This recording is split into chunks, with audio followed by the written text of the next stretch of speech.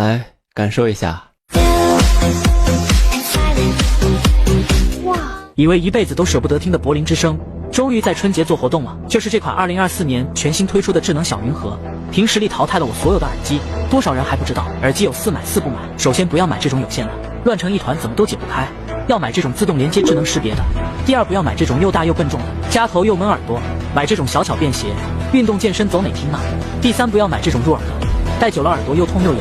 要买这种开放式设计，不用入耳就算戴一整天也很舒服。这是1:1德国工艺的智能无线耳机，它采用 TWS 开放式设计，佩戴舒适，挂在耳朵上怎么甩都不会掉，不用入耳也能享受立体环绕 HiFi 音质。戴上它就跟现场听音乐会一样，并且还支持一键呼唤语音助手，听歌导航接听电话非常的方便。关键的是超长续航，充电1小时轻松使用30天。哎呀妈逼！你鬼鬼祟祟在干嘛呢？哎，不是美女，我看你耳朵上挂的什么，怪好看的，我你看就看，别动手啊！我这是开放式的蓝牙耳机，来，你听。哇，这声音怎么样？是不是感觉真实存在这个环境中一样啊？不让我转呀，还是听现场呀。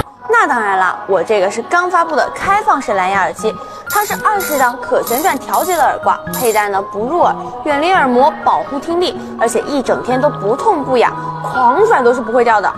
一键 AI 语音功能，让你工作生活都能更加便捷，自带数显充电仓，电量了也能一览无余的。